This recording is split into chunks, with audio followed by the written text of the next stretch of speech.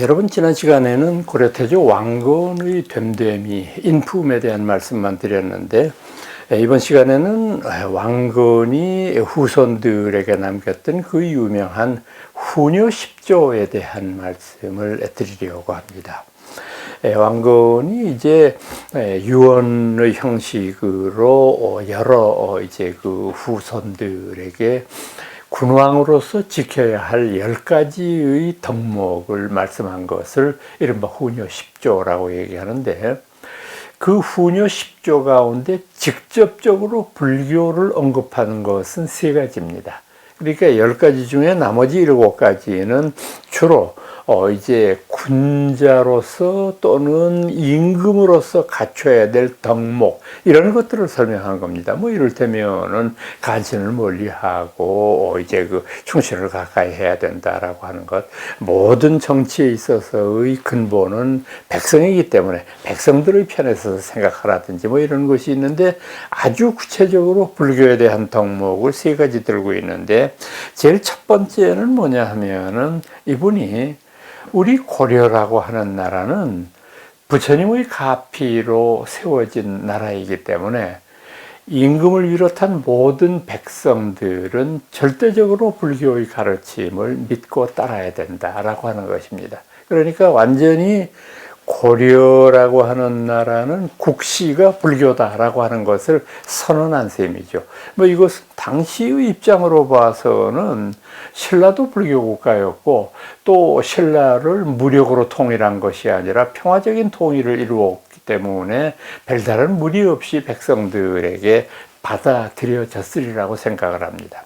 두 번째는 뭐냐 하면은 바로 도선이라고 하는 인물이 자신이 왕이 될 것을 예언했다고 하는 점에서 이 도선의 가르침을 존숭해라 라고 하는 것인데, 원문은 어떻게 되어 있느냐 하면은 도선의 가르침대로 불교를 운영하되 사찰을 세우는 데 있어서는 도선국사의 가르침 이외에 다른 곳에 세우는 것은 금한다.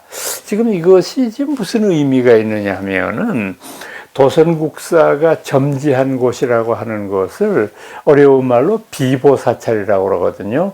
그러니까 이제 도선이라고 하는 인물은 풍수와 지리에 관련되는 부분에 상당히 뛰어난 조예를 가졌던 인물로 알려져 있으니까, 이분은 어떤 표현을 했느냐 하면, 우리나라의 지형, 이 한반도라고 부르는 지형의 전체를 바다 위에 떠 있는 배 비유를 했거든요.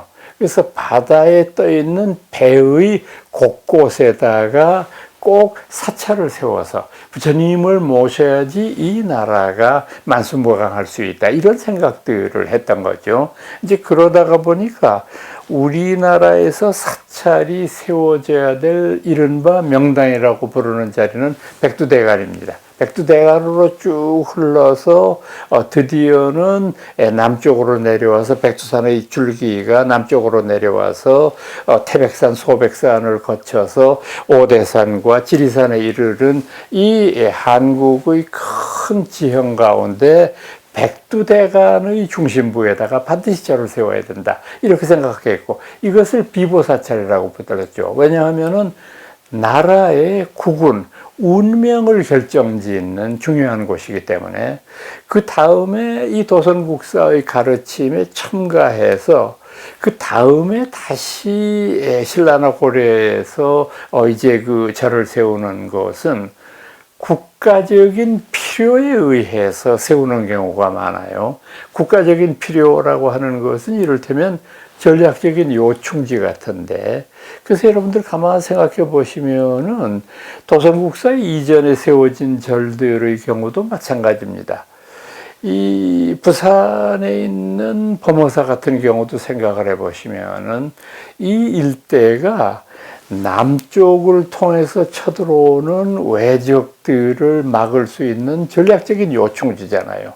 경주를 보면은 토함산이라고 부르는 산, 일본과 접경을 맞대고 신라를 수호하는 마지막 경계잖아요. 그러니까 여기에 불국사와 석굴암이라고 하는 게 세워지고, 또 이 태백산 중에 있는 명찰 가운데 부석사 같은 절도 생각해 보세요. 이게 일종의 후백제와의 접경 지역이거든요. 이 일대가. 그러니까 그런 중요한 지역에 부처님의 가르침에 의해서 나라를 지키려고 하는 그런 고려인들의 원력을 세워서 비보사찰이라고 얘기를 하죠.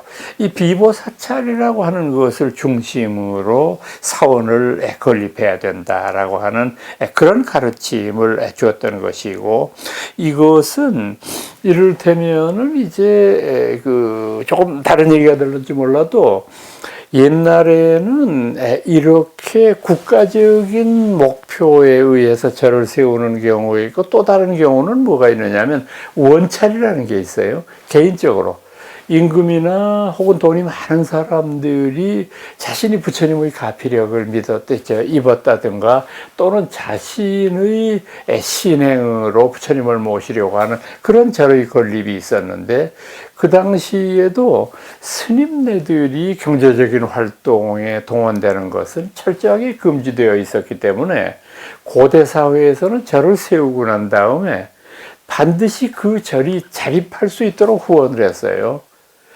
세워진 절이 자립할 수 있다면 옛날에서는 뭡니까? 농토밖에 없죠.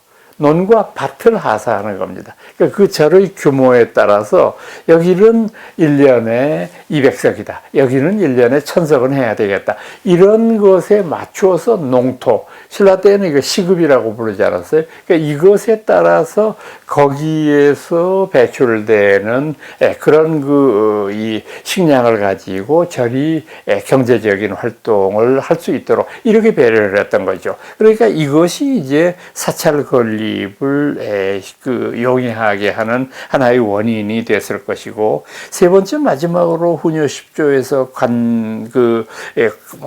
관심을 보이는 부분은 뭐냐면은 매해 연등회를 열어야 된다라고 하는 왕건의 주장이에요. 이 연등회라고 하는 것은 사실은 팔관회라고도 부르고 신라 때부터 이어져 내려오던 겁니다. 근데 이것이 아주 흥미로운 것이 연등회나 팔관회라고 하는 것의 본래 성격은 뭐냐면 참회법회예요. 팔관이라고 하는 팔관은 뭐냐면 우리가 불교에서 말하는 오계라고 하는 것에다가 첨가를 해서 6번째는 불착향화, 향기 나는 이 물건을 이제 몸에 바르거나 또는 아주 꽃장식을 하거나 하는 것은 출가자로서 해서는 안 된다. 부자고 대상, 크고 높은 책상 위에 앉아서는 안 된다.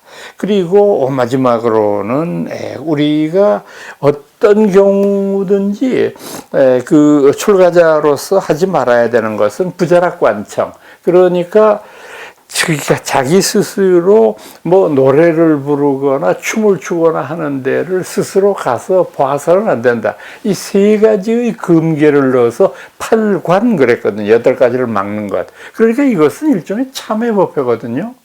그런데 고려의 팔관회는 완전히 놀이문화로 그 성격을 바꿔버렸어요. 이건 백성들의 놀이문화가 많지 않던 시대에 이 팔관회가 열리는 기간 동안은 모든 사람들이 먹고 마시고 춤을 추고 즐기면서 이를테면 카타르시스를 푸는 그런 국민 대축제의 기간이었어요. 이것도 이제 왕건의 통치 기법 가운데 하나일 수 있어요. 여러 가지 불교라고 하는 종교가 항상 근엄하게만 한 것은 아니지만은 그런 근엄한 참회법회를 오히려 놀이문화로 전환시키는 것, 이것이 바로 이 훈요 10조에 나타난 3가지의 불교적인 덕목이었습니다. 오늘은 훈요 10조에 대한 말씀만 드렸고요. 다음 시간에 다시 뵙겠습니다. 여러분 안녕히 계십시오.